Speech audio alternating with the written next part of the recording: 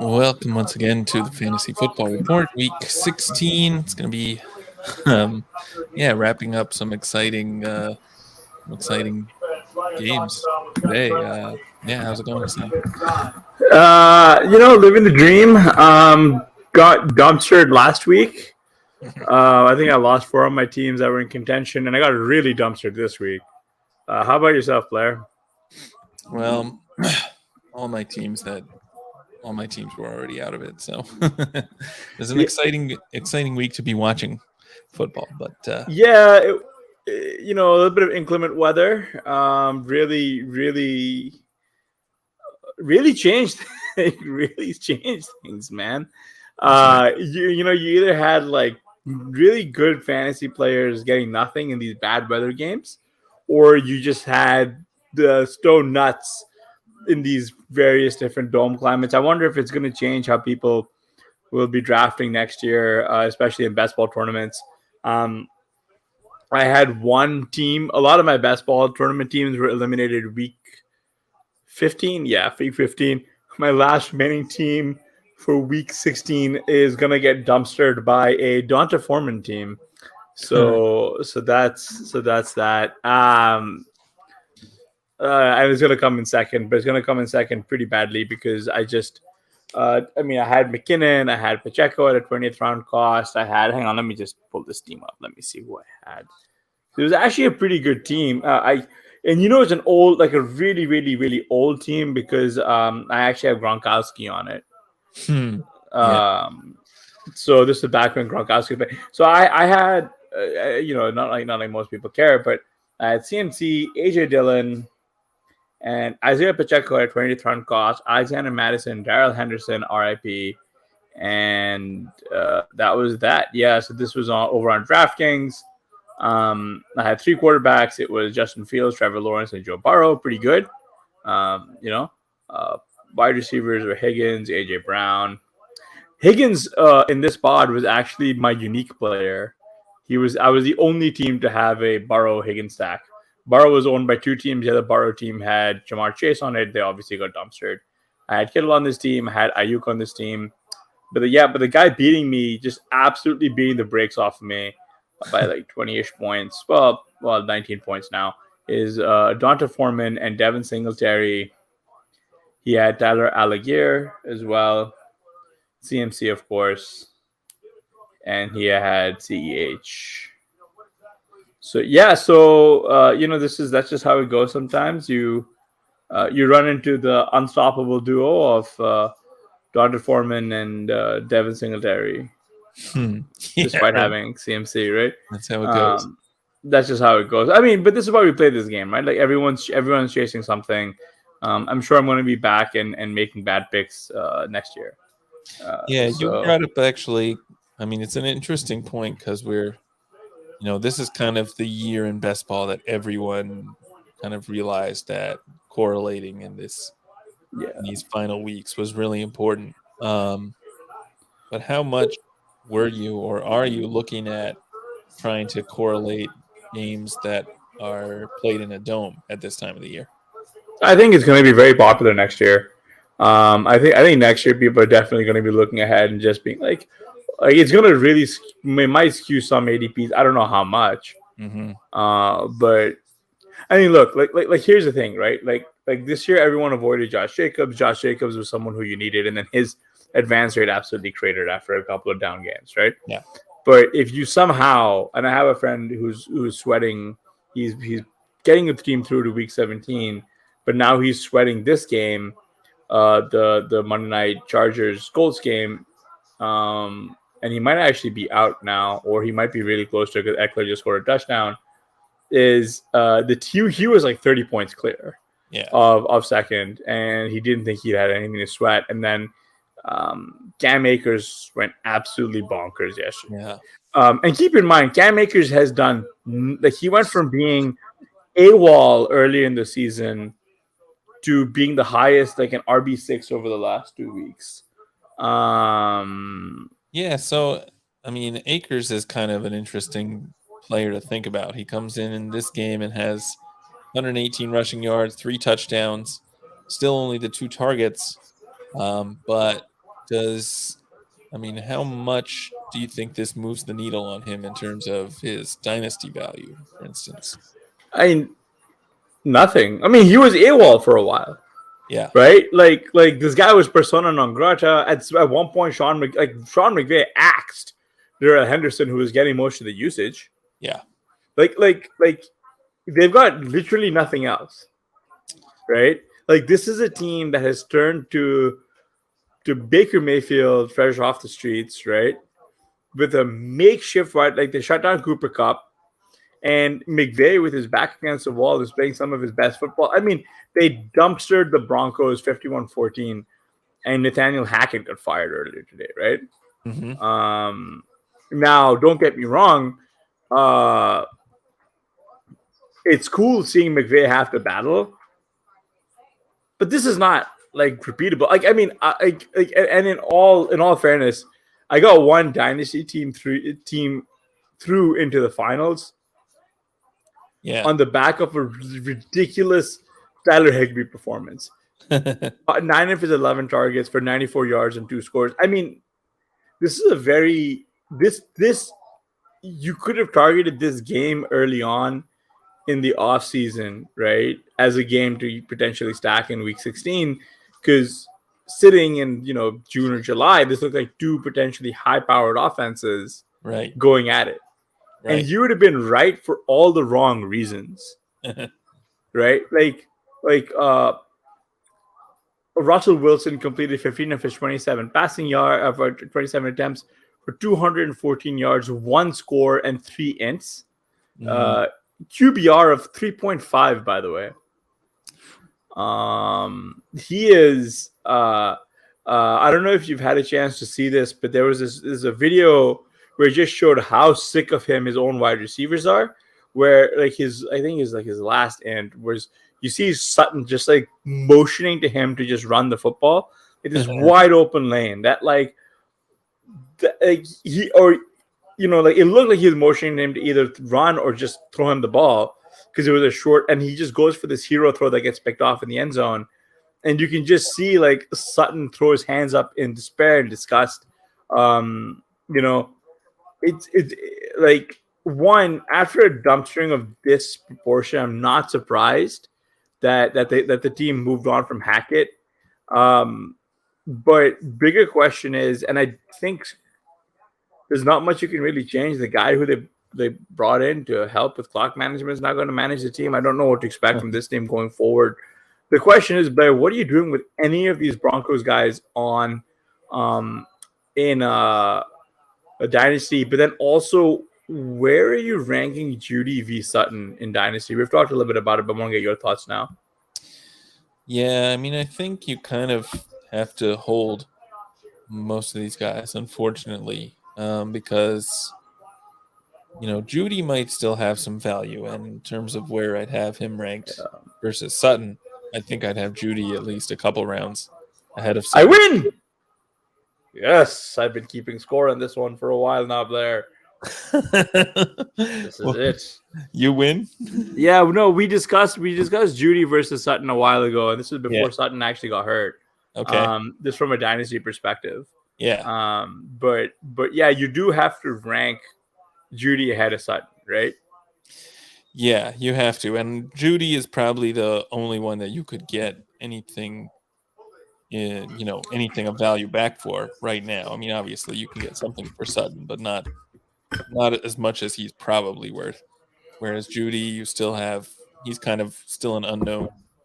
You might be able to get something for him in a trade, but I think my preference would be to hold and hope that whoever they bring in to coach the team next year is an upgrade and helps this offense.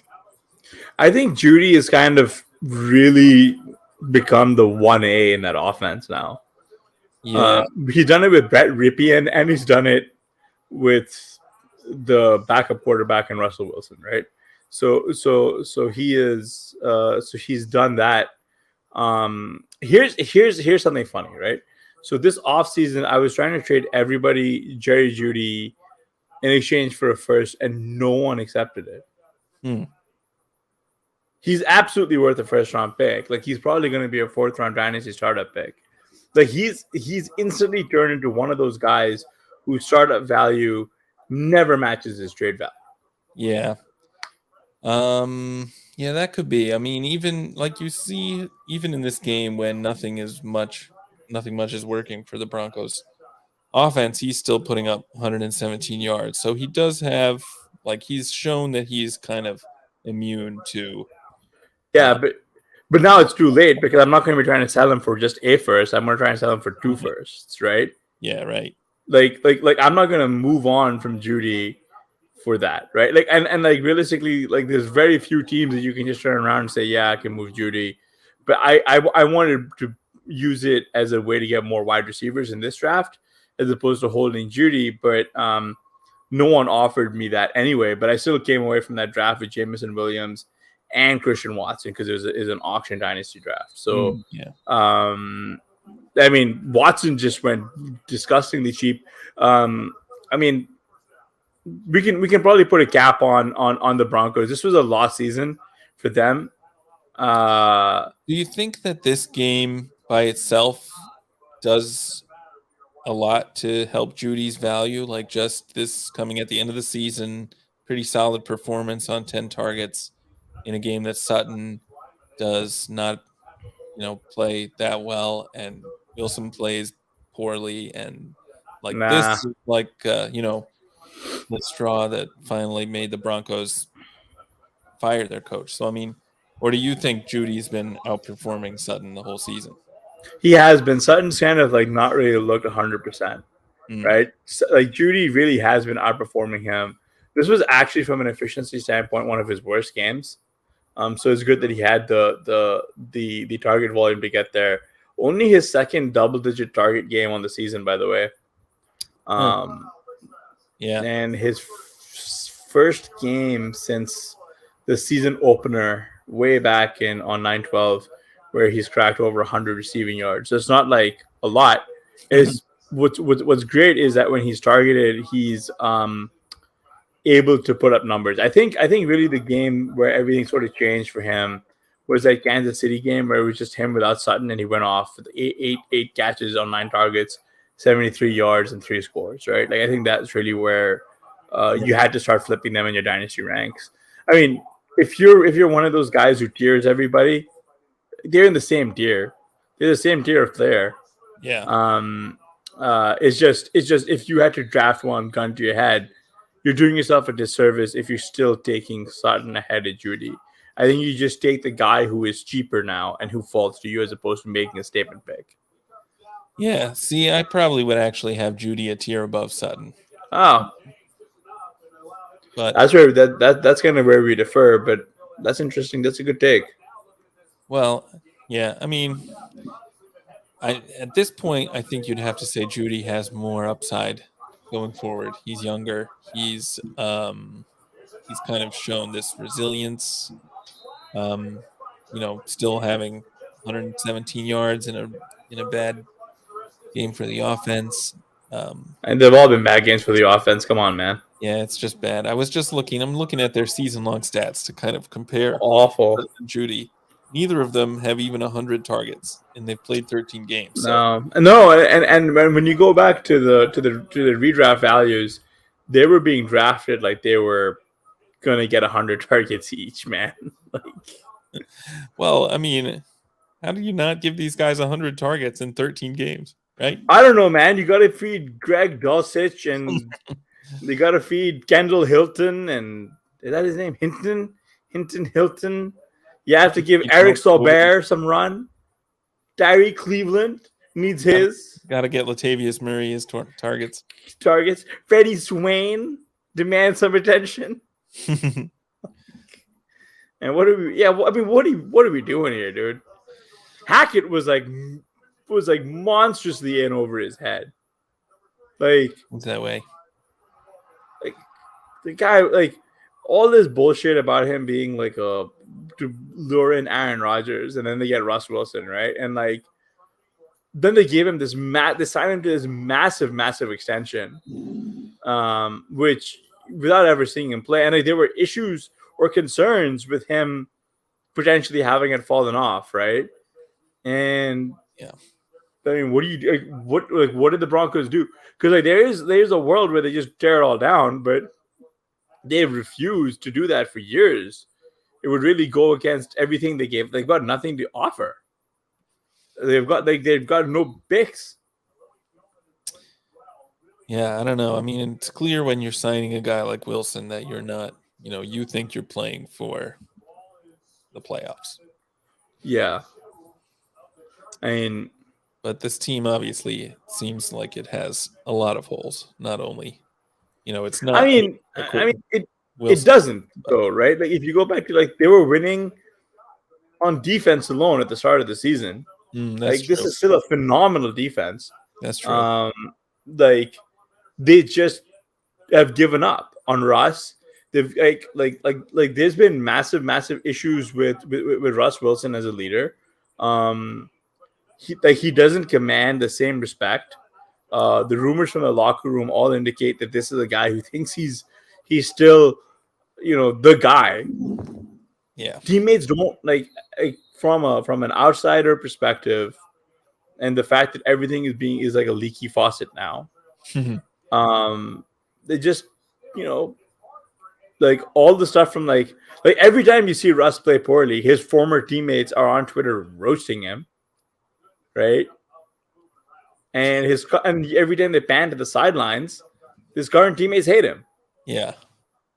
So, I mean, this is still a talented roster. It's just a shame that, no one saw this for Russ. No one saw this kind of decline. It's been, I think, just from he was such an efficient quarterback, right? Like his completion percentage over expected was ridiculously high. And this kind of cratering is I hate to say that, but like a Peyton Manning, duck face kind of guy. Where would you take a chance on Wilson in best ball next year?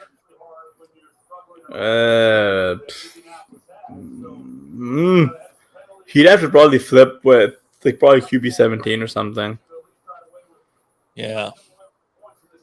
I mean, look, because this year, guys who were going that late were included people like Fields and Trevor Lawrence, right? Yeah, Fields was getting a little bit pricey toward the end. He got priced towards the end because of the Konami code stuff. Right. We haven't seen Russ as a rushing quarterback in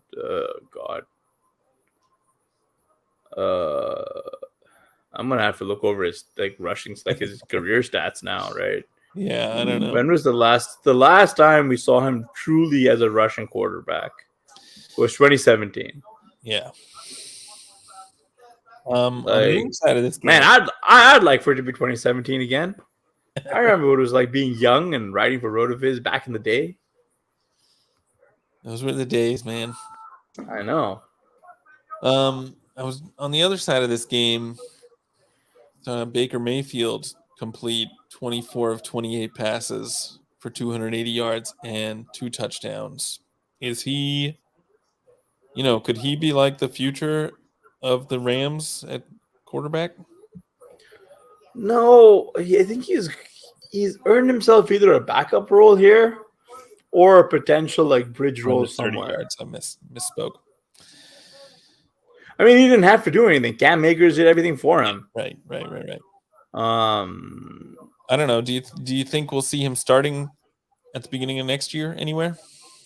Oh, I don't know, man. It really kind of comes down. I think teams recognize that they might have made him. Well, this might just be wishful thinking on my part, but teams might have recognized they made a mistake with the pricing on rookie quarterbacks this year, right? Despite how horrible they were, it was worth taking a stab because you've seen guys like Ritter start. Ritter sucks, right? But they were still going way too cheap because if nothing else, these guys still made for cheap, capable backup quarterbacks. There's no reason to pay seasoned veterans as much as people do when these rook quarterbacks are able to go as understart. I mean, the fact that Baker Mayfield was able to come in and they were able to win a game despite him getting off the plane 2 days ago, shows you that if your coach is like creative enough and offensive minded enough, you create a system that works for the quarterback and not have them flip and force him into a mold, right? And I mean, I don't know about you, but to me, it looks like Baker's playing some of his best football since his rookie year in Cleveland. Yeah, I mean, he's not blowing anyone out of the water. No, He's not putting up huge fantasy days, but no interceptions. He didn't take any sacks in this game. yeah.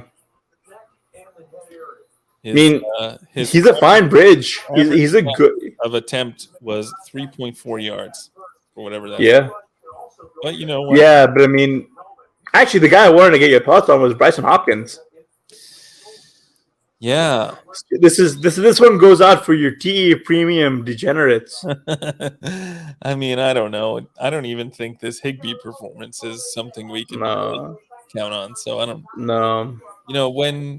When Van Jefferson is the best wide receiver you're throwing to, Sir, Tutu, like.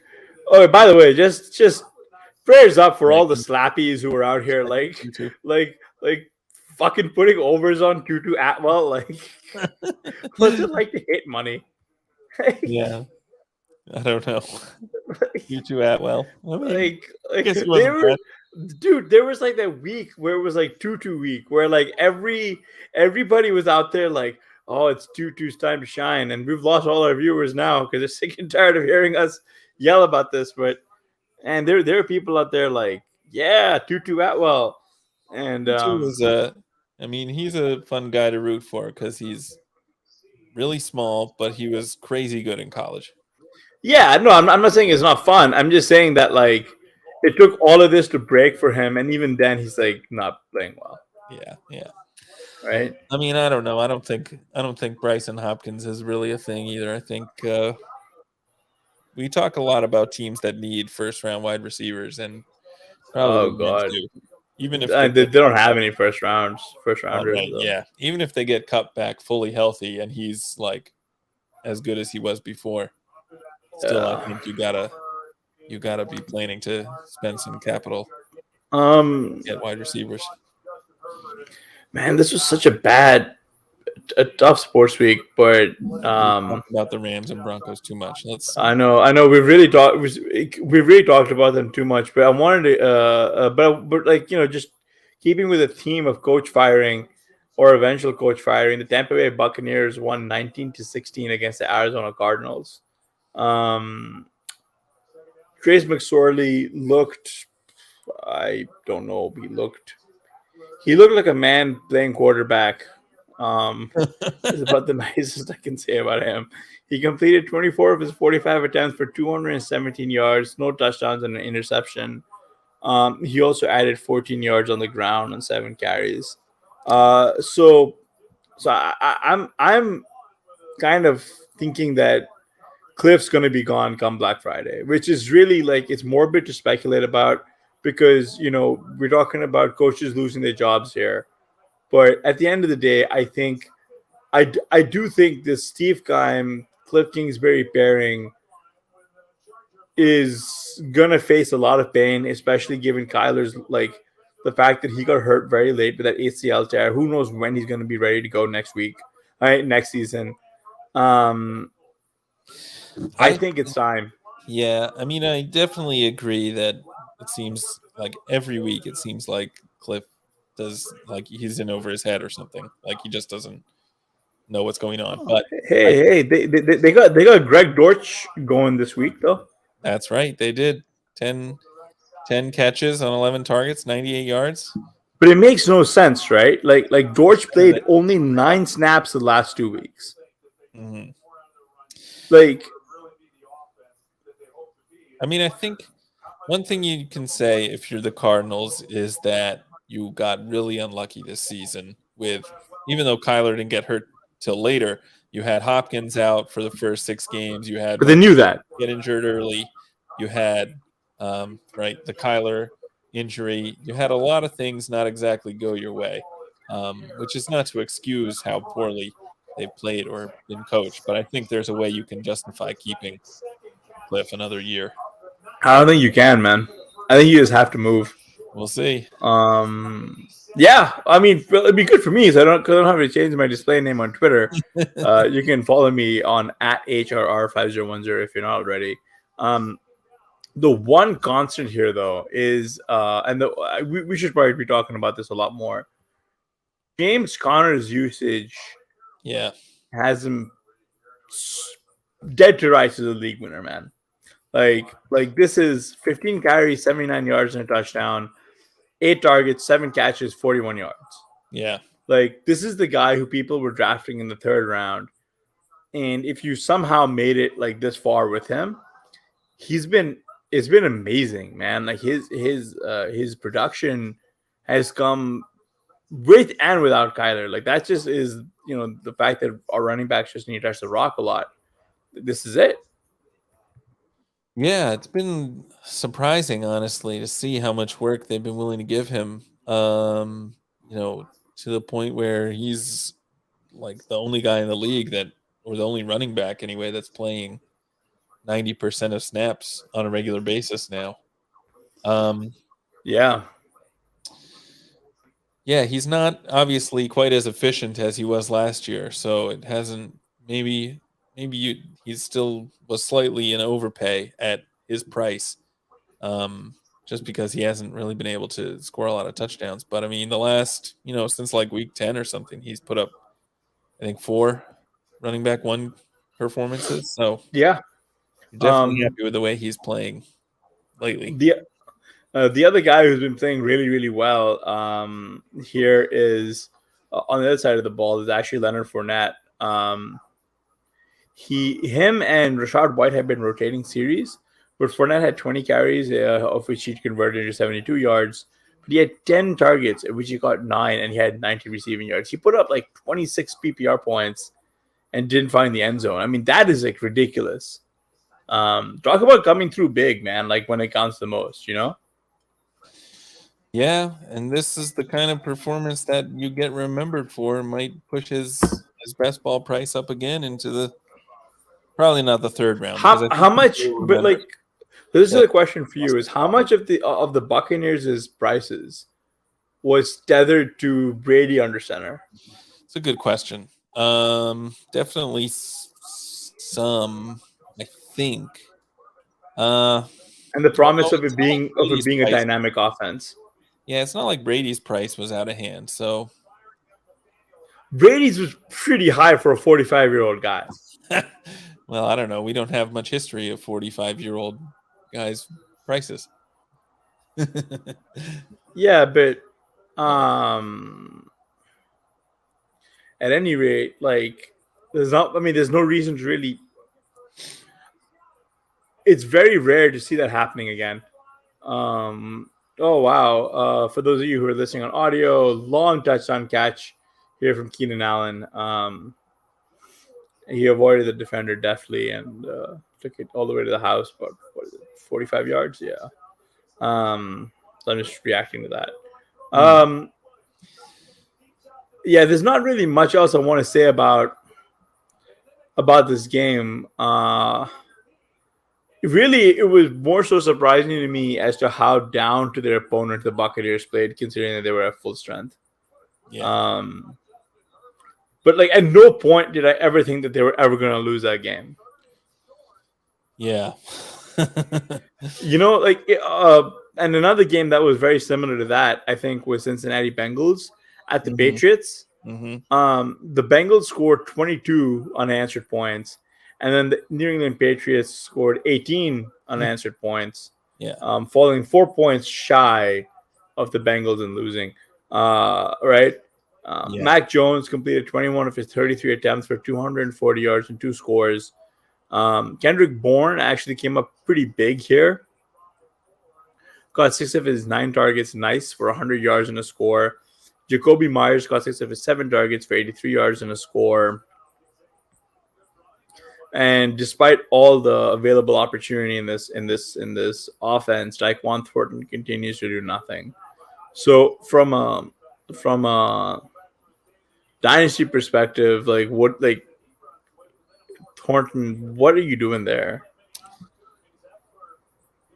I'm still comfortable taking shots on Thornton late in drafts. If I have a startup, I'm okay in like the 15th round drafting him. But I mean, when someone has a rookie season like he has, it probably makes sense to just I don't know. I mean, what are you gonna do? Like, he's gonna be drafted in the last round of startups, if at all. Yeah, I guess if you play the Triflex leagues, RotoViz Triflex leagues, they're not trading for him. There's no reason to. Um, it's you know, pretty rare, I think. Like you saw DJ Chark come out in his second year and put up a good season after doing nothing in his first year. So there is some precedent for that to happen, but it's pretty rare. So, you know. Trenton, yeah, I don't even know his name, man. Trenton Irwin. There we go. Yeah. Hyper efficient on 4 targets. Got 3 of those for 45 yards and 2 scores. It kind of actually took away a little bit from T. Higgins. T. Higgins, a guy who I counted on a lot this week, had a big game. Got 8 of his 9 targets on for 128 yards and a score, but he could have had a bigger one had he not dropped a touchdown. I actually like to joke a little bit because T and I have this symbiotic love-hate relationship going right now where if I have to publicly hate on him, he does really well. And if I publicly praise him, he does really poorly. So I have to keep hating him for one more week publicly. I think he was kind of the standout. Sorry? Trenton Irwin is probably better than him, right? Trenton, the God Irwin. Well, definitely better at scoring touchdowns. Funny story. I was writing a DFS article this last week, filling in for Michael Hitchcock, one of our DFS writers, and I was using the lineup optimizer at RotoViz to try and help write it. And Irwin kept popping in the optimizer, and I was like, "What is this? Get him out of here!" So I blocked Who is this guy? So I blocked him and didn't even mention it in the article. But well, that's a little bit of behind the scenes trivia for you all. There you go. Sometimes the machine is absolutely smarter than the man. That's right. I should have listened. The machine had it right all along. I will say, talking about like ridiculous running back target shares, Joe Mixon caught 7 of his 9 targets of 43 yards and no scores. It helps when Joe Burrow throws 52 passes, and it's clear that Zach Taylor's offense definitely generates these targets to the running back. So it is pretty impressive seeing Mixon continue these gaudy reception totals. Unfortunately, it's come at the expense of my boy Tyler Boyd. Yeah. I mean, if Tyler Boyd got 9 targets, he'd have more than 43 yards. Yeah, but I don't think they had to do much considering that they were leading 22-zip. So I think they were just trying to keep the ball going, keeping the clock ticking, right? Yeah. It's not like the Chargers, how they use Eckler, right? It's more like they will target Mixon relentlessly when they're up to keep the ball going, which is good because you want to create those layup throws for your quarterback, keep the ball in play, and keep the scoreboard ticking. I mean, they didn't want to have to be out in those conditions anyway. Right. Bad. I mean, just a very frigid temperatures. But I mean, Bengals performed well in the cold, and hopefully, when they go on to take on the Buffalo Bills this week, in Buffalo, we'll see some fireworks. I think a lot of fantasy championships and a lot of fantasy hopes will be there. Yeah, so I mean, this is another good point. Like, right, Cincinnati Buffalo is like the matchup everyone was chasing at the beginning of the season. Yeah. Back in August, when it's really hot, we're not thinking, oh, you know what? This game could be freezing, could be windy. Maybe it's not going to look that good. I haven't checked. I haven't checked the forecast yet. I think it's not necessarily the cold; it's the wind, right? Right. It's the wind that you have to be worried about. I mean, this week was just unfathomably cold, though. Yeah, I think the cold doesn't certainly doesn't make as much. Doesn't have as much of an impact as the win, but I mean, yeah, I mean, unless it's the kind of cold that it was this week. yeah. A game that actually avoided all that cold is the game of the week: Eagles at Cowboys with Gardner Minshew under center. Oh yeah. That game popped off, man. Eagles lost with their backup quarterback, 34-40. Gardner Minshew completed 24 of his 40 attempts for 355 yards. He also threw 2 interceptions, but he also threw 2 touchdowns. Dak Prescott on the other side of the ball completed 27 of his 35 pass attempts for 347 yards, 3 scores, and an int. I mean, this is like the CD Lamb that we thought we were going to get this year, right? Got 10 of his 11 targets for 120 yards and 2 scores. And, you know, where is he here in your dynasty ranks? Where is CD Lamb in my dynasty ranks? Yeah. Like, who's ahead of him?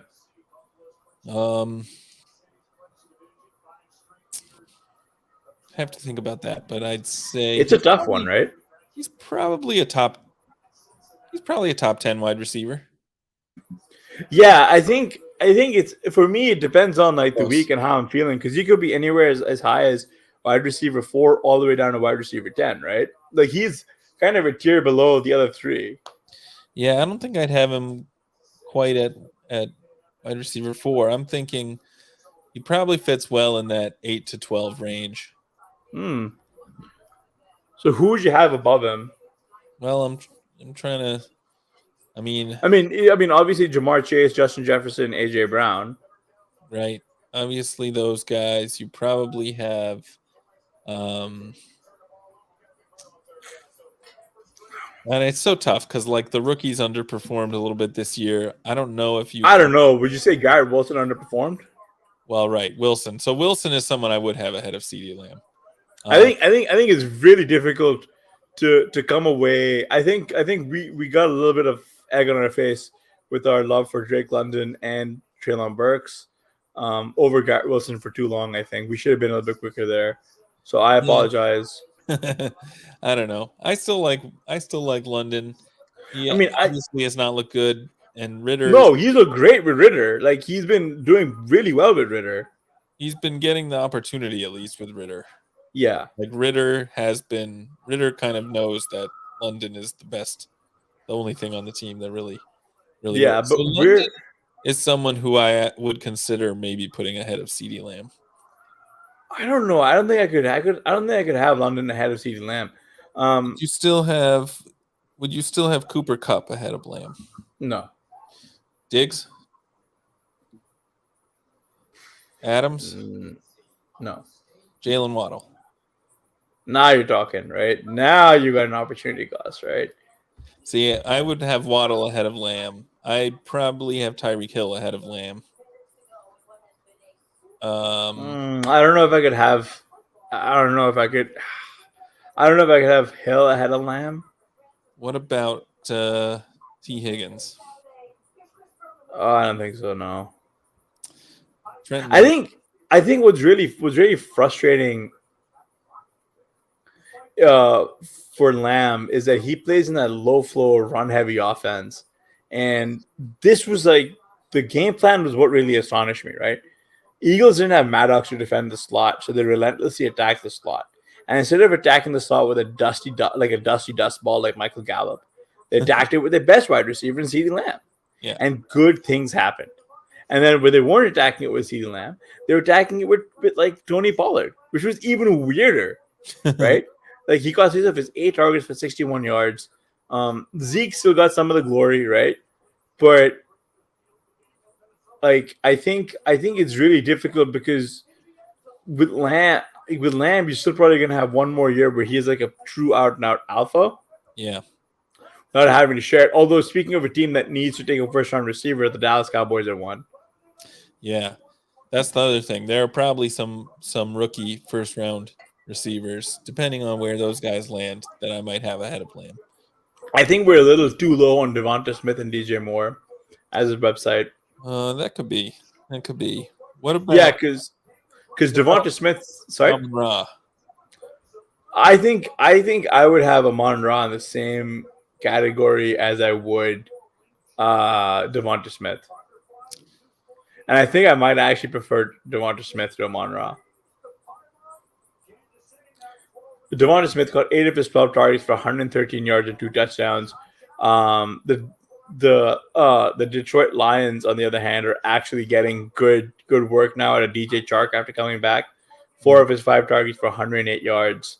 And I don't know if you know this, Blair, but Jameson Williams is gonna be a good go next year. So Yeah, I mean, he only caught 1 of his 5 targets. I know. He didn't have 5 targets, did he? No. He had 1 target. He got none of his 1 targets. None of his 1 targets. I was looking at his season long. Yeah, no, he's like they've already been pretty forthcoming with what they're doing with Jameson Williams, which is like letting him play in the last season. Yeah.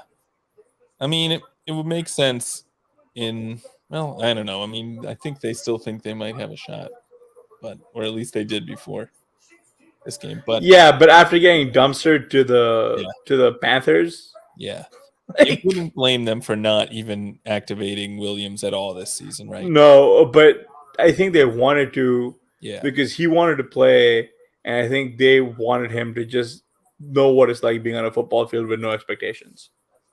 So where would you rank Williams next year?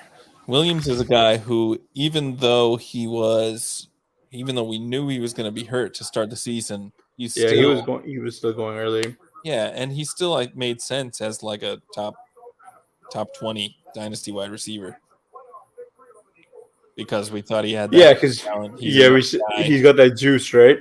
Yeah, and we've seen some of that this year, at least in one play. Yeah, I think you can't over-index on the one play though. Well, for sure, but then you're also taking into account his prospect profile. He's going to be here forever. Yeah. Yeah, I don't know. Would you drop him down in your dynasty rankings because he didn't play that much, even though we knew he wasn't going to play that much? No, I think you just leave him where he was. Yeah. I just don't think you can adjust based on anything. I mean, this is like it's like next year's going to be his rookie season. But we knew that forever, right? Yeah. This isn't a case like Trey Lance where you expected him to play over Garoppolo given the cost. Yeah. And then he never did that, right? And then after that, when he did, he got hurt, right? After playing kind of, meh, right? Yeah. This isn't one of those I'm still waiting on him. This is very much I knew the situation where we were going in. We know what his prospect profile really is. And I think in Dynasty, if you really if you want these guys, you just have to get out and go buy them. Yeah. It sucks. You just have to take them at cost. Here's a question. Basically, since DeAndre Swift came back, the Lions have used him as the receiving back, and they've had Jamal Williams be as a grinder, yeah. Guy. Is that a touch split that you're happy with as a Swift owner, or do you want to see him getting more of that rushing? I'd like to see him just get more touches, just in general. Yeah. I mean, there's really not that many targets to go around when you've got a bunch of really good wide receivers out there, and when your team trails that much. Yeah. Right. That's the kind of profile you're gonna get for Mixon, where you get targeted heavily when you're leading, not when you're trailing. Yeah. Yeah, it looked bad the other day because he only caught 1 of his 5 targets, but still. He's also just lacked burst. 5 targets is not that much, right? 5, yeah. Do you think he's actually fully healthy? Could that have something to do with why they're not using him? I have no idea, man. But him and Dalvin Cook, all these guys, are on a milk carton somewhere. It's in my fridge. I can throw it out after next week's over. Yeah. All right. So here's a question: who would you rather have in Dynasty, Jameson Williams or Christian Watson? I would rather have Jameson Williams. I think. Interesting. I think. I don't know. Christian Watson has been surprising. I don't think he's actually been great. He's scored a lot of touchdowns, and I think some of that is kind of fluky. So I think I'm a little hesitant to buy all the way in on Watson. I think he's been fine. I thought he looked pretty good yesterday Yeah, against the Finns. Got 8 of his 6 targets for 49 yards. He also dropped 2 in the end zone, right? yeah, Like I think the best thing I can say about him is that he's like appeared to have earned Aaron Rodgers' trust. right. And if it weren't for that injury that forced him out, Alan Lazard wouldn't have put up an Alan Lazard 5 for 61 on 11 targets performance, right? Yeah, Like it's clear that Rodgers trusts him a little bit more as the secondary receiver, like as a receiver now, as a real receiver. There were some pretty impressive like throws that he made that he wasn't heaving at all earlier in the season. But he seems to trust him to like make a play on the ball in tough situations. But yeah, I think I'm with you where I might actually prefer Jameson Williams. I mean, that was kind of how he was being drafted in Dynasty anyway, right? Like with Jameson Williams going earlier. that's right. And if you not much has changed about, well, like you said, basically nothing has changed about the way we're evaluating Williams. So if you believed in his talent before, I don't think that much has changed about Watson either. Like he's shown the ability to put up some big games, the ability to catch some touchdowns with Rodgers, but he's really only had, a stretch of 4 games where he was pretty good. And beyond that, he's been a wide receiver 3 or worse in every game. So you want to see, I guess, a little more consistency. Maybe I'm asking too much from Watson. Maybe he actually has been good enough that we should be more excited about him. We should be more excited. I think we should. I will say that Tua, on the other hand, like appeared to have suffered a concussion in the game that some people Yeah. on Twitter found and got, which would explain his abysmal second half, his drop off in the second half or something else. Mm-hmm. And like that probably explained like his final int, the one that sealed the game for them, was like Zach Wilson level bad. But you can, if he was concussed, you can see that was why he made that play. Yeah. And really shame on the Finns for really just not caring about this poor guy's brain health. Yeah. I mean, I don't know. There's not much that can be said about how egregiously the Dolphins have been doing that this season. It really is a shame. Yeah. On Franco Harris Remembrance Night, the Raiders lost to the Steelers on a last minute play. Don't want to really, like, only reason I'm bringing this up is because of George Pickens. Like, Yeah. The hype train seems to have cooled a little bit, although I don't know if it should have. Yeah, I mean, I thought Pickens was good in this game. He caught all of his targets. Yeah. 57 yards and a touchdown. He was, I guess, kind of overshadowed a little bit by Freiermuth, but they both look pretty good. And Pickens, Deontay made some big plays this game too. That's true. I think, it's easy to forget that Deontay is actually a pretty good receiver. This was a miserable game, by the way. It looked every bit as bad as it did on TV. I lived it, man. I didn't go to the game, but like I was like during the day, it was something else, dude. Yeah. Do you think that we could see Kenny Pickett take a step forward, kind of the way, like, not to Trevor Lawrence level, but kind of the way we see a lot of second year guys, or a lot of guys pull it together in year 2? I think is he more Trevor Lawrence or is he more Zach Wilson? I think he's closer to the Lawrence side, just because he saw more success at the undergrad level even though he was an older prospect, right? Yeah. I think the Steelers are still dealing with the cap ramifications of having Ben Roethlisberger, and so they've got still a makeshift O-line, strong defense. I think what they should be doing this year is still investing in O-line picks, right? Like picking for O-line. And hopefully a few of them pan out. And that way, if Pickett sucks, you can move on from him the next year. 2024 is supposed to have a much better draft class anyway for quarterback. And if he sucks, you just know that you can go right ahead, go into full tank mode, and embrace the suck, and then come out with an early pick, and then you have a good O line to put him behind, right? Right. Yeah, that makes So, sense. so I think for them it's asymmetrical upside rolling with Pickett for next season. Yeah, I get that. You do see some teams building that way, kind of building the The Raiders have been doing it forever with Derek Carr, huh? I guess that's right. He was abysmal. He's looked pretty bad, the poor guy. But you know what? Yeah. He's I wouldn't feel as much rage towards him had he just kept Devontae Adams going, but Adams didn't do much for himself in this game. Got 2 of his 9 passes for 15 yards. And this is coming from a guy who played in Green Bay, so and he knows gold. Yeah, this was a game where you kind of, I don't know. You had Adams with this dud. You had DeAndre Hopkins put up a dud.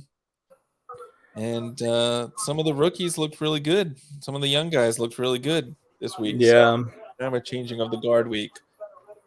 Yeah, we always say that with Adams, though. I know, I say that every week. Yeah. I am interested in where you have these Steelers pass catchers ranked. In Dynasty? Yeah, Pickens, Johnson, Freiermuth. It's the same as redraft for me. Probably for Pickens and Deontay. And if it's a TE premium league, you probably want to put Freiermuth ahead of the 2. Freiermuth's done enough to warrant a solid TE4, TE5 selection. That's interesting. That's the frustrating part, right? Is that he hasn't? I mean, he's been pretty good, but not. I don't know if you'd call it tight end 4 level. The issue is, all right. So give me some tight ends who you're taking ahead of him, right? Well, in Dynasty, Kyle Pitts, Mark Andrews, Hawkinson, probably. But then those guys are pretty old, so I think they'll make a case for Kelsey. I don't think Goddard probably. I think that I would still consider Kittle ahead of Freiermuth. Kittle's doing this without Debo, though. Remember that. That's true. Yeah. Meanwhile, Freiermuth is doing this with. Sorry. It's a tough position to. It's tough, right? The draft, right? Yeah. So I guess the question is Freiermuth good enough to have joined kind of that elite tier? Not even elite, but there's a clear tier break after the top, I don't know, 4 or 5 guys. Do you think Freiermuth is closer to Mark Andrews than he is to I don't know, Darren Waller? Not even Darren Waller, but Dalton Schultz or something. Yeah, I think Freiermuth's definitely closer to a Andrews than a Dalton Schultz. But the question is where, right? Because I could see taking Freiermuth as TE6, TE7. But in tight end premium, you're still talking about that's a 5th round pick, man. Yeah, so in tight end premium, like in a dynasty startup in the FFPC, would you take Freiermuth ahead of George Pickens?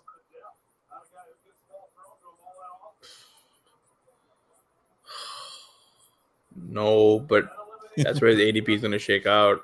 I don't know. I think Pickens will end up being an early 4th rounder. Yeah, that's a good point.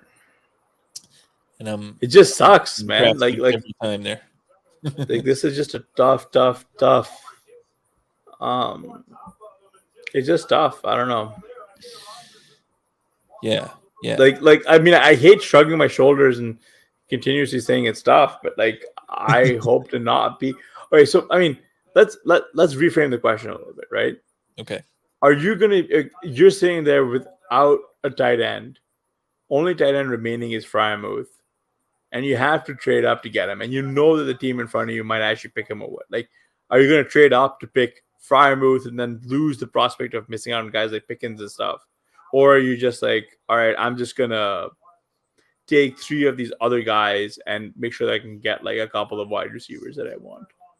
If I don't trade up, I have a good shot at getting Pickens. Yeah, pretty much, right? Well, then I'd probably just draft Pickens. Yeah, okay. I don't think I would trade up to get Freiermuth, Yeah, Freiermuth. even if tight ends were going earlier. Yeah, because he's had a good stretch run. Yeah. I like Freiermuth a lot. So don't take this the wrong way. Don't think I'm saying Freiermuth is not good. I like him a lot, and I would. Yeah, I mean Pickens' upside is genuinely Pickens. Yeah. Yeah, it's like still like top 10 wide receiver in the dynasty. What about Freiermuth versus Deontay though? Same guy, playing different positions. Yeah, that could be right. Like that's a bigger question, right? Because they both get targeted a lot. They're both efficient with their targets. They both catch it, and they get targeted at about the same rate, similar-ish ADOTs. Yeah. So I mean, that's where I think I'm okay with whoever I get, right? Freiermuth probably is not just because of the positional scarcity. Because man, tight end is bleak, dude. Like it's been hell. Leads the Steelers in yards after catch. Yeah, this year. That's impressive. Yeah. I mean, they just basically moved away Chase Claypool to make space for him. Yeah. Right? Yeah.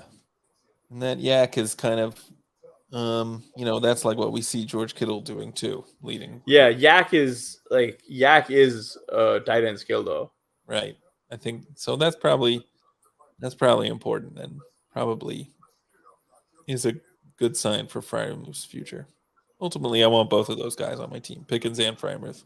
Yeah, that's where you're kind of like Steelers quarterback be damned, right? Because they did it with Trubisky, they're doing it with Pickett. Yeah, like this is still a team that's got a solid coaching staff for all intents and purposes, even though Matt Canada isn't great. You almost think like if Pickens takes this next step forward that we expect to see from year 2 wide receivers, he almost has to pull Pickett along with him, yeah, to some extent. Like Pickett, probably.